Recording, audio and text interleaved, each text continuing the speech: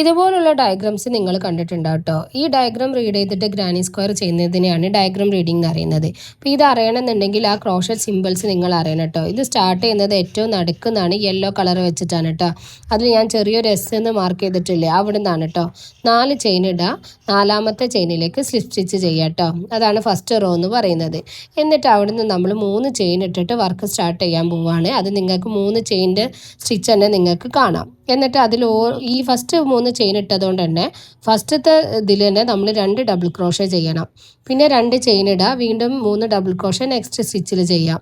വീണ്ടും 2 double crochet ചെയ്യാം, 2 chain ചെയ്യാം, 3 ഡബിൾ ക്രോഷേ, വീണ്ടും 2 ചെയിൻ, 3 ഡബിൾ ക്രോഷേ, വീണ്ടും 2 ചെയിൻ ഇടുക. നമ്മളുടെ ഫസ്റ്റ് പ്രൊജക്റ്റ് സ്റ്റാർട്ട് ചെയ്തില്ലേ, അതിലേക്ക് നമ്മളൊരു സ്ലിപ്പ് സ്റ്റിച്ച് ചെയ്യുക. അങ്ങനെ ചെയ്ത് കഴിഞ്ഞാൽ ഈ ഒരു വർക്ക് ഫസ്റ്റത്തെ റോ എന്ന് പറയുന്നത് കംപ്ലീറ്റ് ആയിട്ടോ. ഇനി വരുന്നത് എന്താ വെച്ചാൽ പർപ്പിൾ കളറിലാണ്. നിങ്ങൾക്ക് നല്ലോണം ശ്രദ്ധിച്ചാൽ കാണാം 3 ചെയിൻ ഇട്ടിട്ട് സ്റ്റാർട്ട് ചെയ്യുന്നത്. അതൊരു കോർണറിനാണ് കേട്ടോ തുടങ്ങുന്നത്. അതുകൊണ്ട് തന്നെ നമ്മൾ കോർണർ സ്റ്റിച്ച് ചെയ്യാൻ പോകണം. അപ്പോൾ ഞാനിവിടെ വേറൊരു കളറാണ് കേട്ടോ അറ്റാച്ച് ചെയ്യുന്നത്.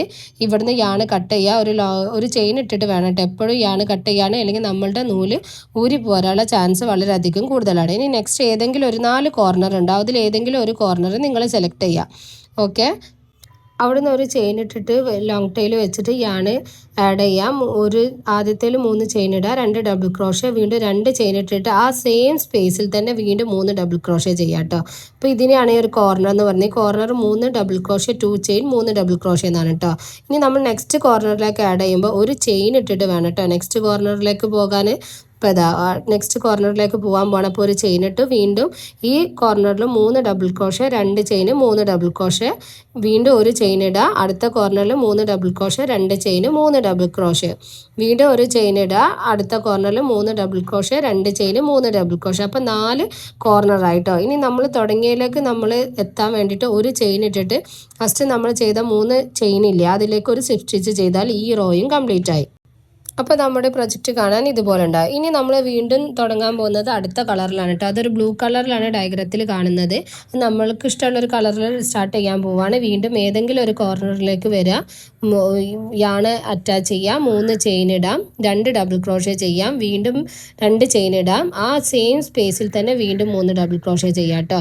അതായത് കോർണർ സ്റ്റിച്ച് എപ്പോഴും 3 double crochet, 2 chain, 3 double crochet. ഇവിടെ നമ്മൾ സ്റ്റാർട്ട് ചെയ്യുന്നത് 3 ചെയിൻ ഇട്ട് വന്നതുകൊണ്ടാണ് അതിനൊരു ഡബിൾ ക്രോഷേ ആയിട്ട് കണക്കാക്കിയിട്ട് 2 ഡബിൾ ക്രോഷേ മാത്രം ചെയ്യുന്നത്. പക്ഷെ ബാക്കി കോർണേഴ്സിലൊക്കെ ഈ ഒരു സെയിം പാറ്റേൺ ആട്ടോ.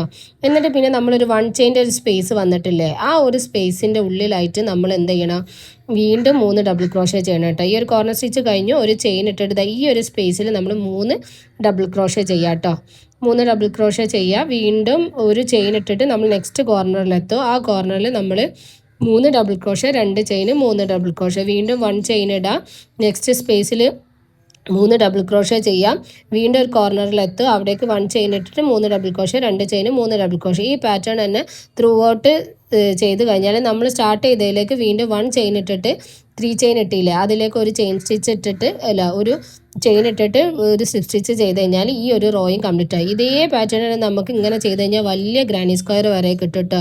ഇത് വെച്ചിട്ട് നമുക്ക് ബാഗ് ചെയ്യാം, ബന്ധാനൻ്റെ ഒരു ചെറിയ പോർഷനൊക്കെ ചെയ്യാൻ ഈ ഒരു പാറ്റേൺ ആണ് കേട്ടോ. പക്ഷേ നിങ്ങളിത് പഠിച്ചെങ്കിലേ നിങ്ങൾക്ക് അത് ചെയ്യാൻ പറ്റുള്ളൂ. അപ്പം നിങ്ങൾക്ക് ഈ ഒരു വീഡിയോ യൂസ്ഫുൾ ആയെന്ന് തോന്നുന്നു. ഇതുപോലുള്ള വീഡിയോസ് വേണമെന്നുണ്ടെങ്കിൽ കമൻറ്റ് ചെയ്യുമോ.